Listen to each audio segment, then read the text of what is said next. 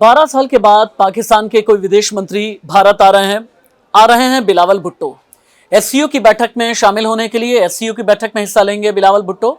इससे पहले साल 2011 में हिना रब्बानी खार आई थी, लेकिन अब बिलावल भुट्टो आ रहे हैं।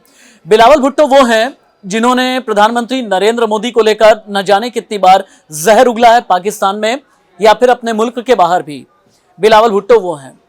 बिलावल भुट्टो के बारे में एक बात और भी कही जाती है कि बिलावल भुट्टो उस खानदान से आते हैं जिस खानदान की 4 पीढ़ियों ने पाकिस्तान में राज किया या फिर शासन किया या सियासत में एक अहम हिस्सा बनकर के रहे। ये 4 पीढ़ियां क्या हैं और इनका हिंदुस्तान के साथ में क्या क्या नाता रहा, मैं इस वीडियो के जरिए आपको बताऊंगा। नमस्ते, मैं राशिद। बिलावल भुट्टो के परनाना, जिनका नाम था शाहनवाज भुट्टो, लरकाना क्षेत्र, सिंध का क्षेत्र, जो उस जमाने में बॉम्बे प्रेसिडेंसी का हिस्सा था, इसी क्षेत्र से आते थे। बहुत बड़े जमींदार थे शाहनवाज और लगभग 2.5 लाख बीघे के आसपास की जमीन शाहनवाज के पास में थी। बहुत पैसे वाले थे शाहनवाज परनाना। लेकिन शाहनवाज हमेशा ही मुसलमानों के लिए एक अलग मुल्क का ख्वाब देखते थे। शाहनवाज को यह लगता था कि बॉम्बे प्रेसिडेंसी को पूरी तरह से अलग कर दिया जाए। शाहनवाज को यह लगता था कि जूनागढ़ पाकिस्तान के साथ में विलय करा दिया जाए। खैर, 1931 में सिंध को बंबई प्रांत से अलग करने की मांग की शाहनवाज हुसैन ने, और शाहनवाज भुट्टो ने, माफ कीजिएगा, सिंधी मुसलमानों के नेता के तौर पे गोलमेज सम्मेलन में हिस्सा लिया और 1935 में मांग मान ली गई। शाहनवाज भुट्टो को यह लगने लगा कि अब तो एक ऐसे नेता मुसलमानों के बन जाएंगे जो आगे चल करके पूरे हिंदुस्तान में शासन करेंगे मुसलमानों के नाम पर, क्योंकि तब तक तो 1935 तक अंदाजा नहीं था कि सन 47 में बंटवारा भी हो जाएगा। लेकिन फिर उसके बाद सन 47 आते आते जूनागढ़ की रियासत से शाहनवाज भुट्टो यानी बिलावल भुट्टो के परनाना जुड़ गए। अब 1947 का वक्त आया। शुरुआती महीने में शाहनवाज जूनागढ़ के नवाब मोहम्मद महाबत खान तृतीय के दीवान यानी कि प्रधानमंत्री बन गए। दीवान का मतलब उस जमाने में प्रधानमंत्री बन जाना होता था।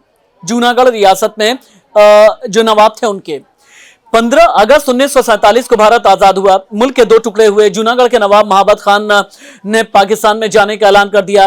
कहा जाता है कि नवाब को पाकिस्तान में विलय का जो आइडिया था ना, ये शाहनवाज भुट्टो ने ही दिया था। यानी भुट्टो फैमिली पहले से ही देश को, मुल्क को 2 अलग अलग हिस्सों में बांटने की फिराक में ये लोग रहते थे।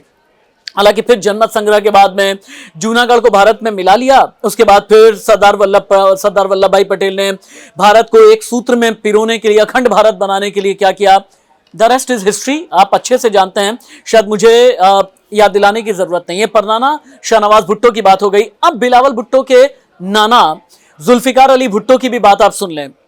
ब्रिटिश भारत में पले बड़े जुल्फिकार अली भुट्टो अंग्रेजी बहुत अच्छी बोलते थे, उर्दू और हिंदी में भी बहुत अच्छे भाषण देते थे। 1942 के आसपास का वक्त, मुंबई के सेंट जेवियर्स कॉलेज में पढ़ने के दौरान भारत विभाजन की राजनीति करने वाले संगठन के आंदोलन में बहुत एक्टिव हो गए उस जमाने में जुल्फिकार अली भुट्टो। हालांकि आगे की पढ़ाई के लिए उन्हें कैलिफोर्निया यूनिवर्सिटी भेजा गया। जब वापस लौट करके आए तो विभाजन वाला जो ख्वाब था तब भी दिल में पाले बैठे थे जुल्फिकार। 1957 का वक्त आया। देश लौटते ही जुल्फिकार संयुक्त राष्ट्र में पाकिस्तान के प्रतिनिधिमंडल के सदस्य बन गए। लगातार राजनीति में सक्रिय रहे। जुल्फिकार ने विदेश मंत्री रहते हुए 1965 में ऑपरेशन जिब्राल्टर चलाया और आजाद हिंदुस्तान और बंटवारे के बाद ये भारत और पाकिस्तान की पहली लड़ाई रही है।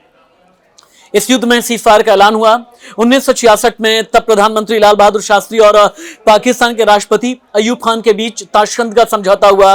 अयूब खान ने समझौते का जुल्फिकार अली ने पूरे दमखम से विरोध किया, लेकिन विरोध कर नहीं पाए। बाद में ताशकंद में कैसे लाल बहादुर शास्त्री की मौत हो गई, वो भी अपने आप में एक रहस्य बना है।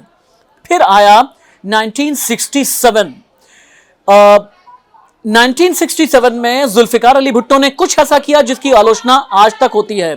एक रैली में जुल्फिकार ने कहा, हम 1000 साल तक जंग लड़ते रहेंगे भारत से।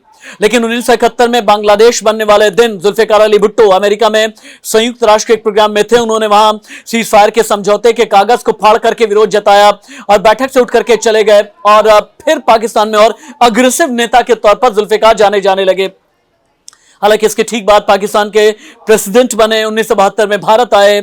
उस वक्त पीएम थे इंदिरा गांधी। उनके साथ शिमला समझौते पर हस्ताक्षर भी किया। लेकिन हस्ताक्षर करने के बाद पाकिस्तान में जाकर के सुर बदल गए। अक्सर ही जुल्फिकार को अपने बयानों से पलटने के लिए जाना जाता रहा है। और कुछ ही सालों के बाद पाकिस्तान की राजनीति में जब सेना का हस्तक्षेप हो गया तो सेना प्रमुख जनरल जियाउल हक की तानाशाही के बीच 1979 में जुल्फिकार अली भुट्टो को फांसी दे दी गई। उसके बाद फिर दौर आता है बेनजीर भुट्टो का। मां बेनजीर भुट्टो, यह है तीसरी पीढ़ी। बेनजीर भुट्टो कहती थी कश्मीर के लोगों को मौत का डर नहीं है क्योंकि वो मुसलमान हैं, और जहर जम करके उगला करती थी। कश्मीर के राज्यपाल मनमोहन को लेकर के एक बार उन्होंने इस तरह का इशारा किया और इशारे में उन्होंने मन मन और मोहन मोहन इस तरह से बोला कि कहते हैं कि पूरी की पूरी जनता पाकिस्तान की भड़क गई थी। हालांकि साल 2007 आते आते बेनजीर भुट्टो की हत्या भी हो गई, लेकिन हाँ, बिलावल भुट्टो इतने जबान में तो अग्रेशन अपने आप दिखाते हैं, लेकिन कभी भी वाकपटुता में वो लहजा नहीं होता है, वो वजन नहीं होता है कि बिलावल भुट्टो को भी बेनजीर भुट्टो या फिर जुल्फिकार अली भुट्टो या शाहनवाज भुट्टो की लीग का नेता माना जाए। नमस्ते।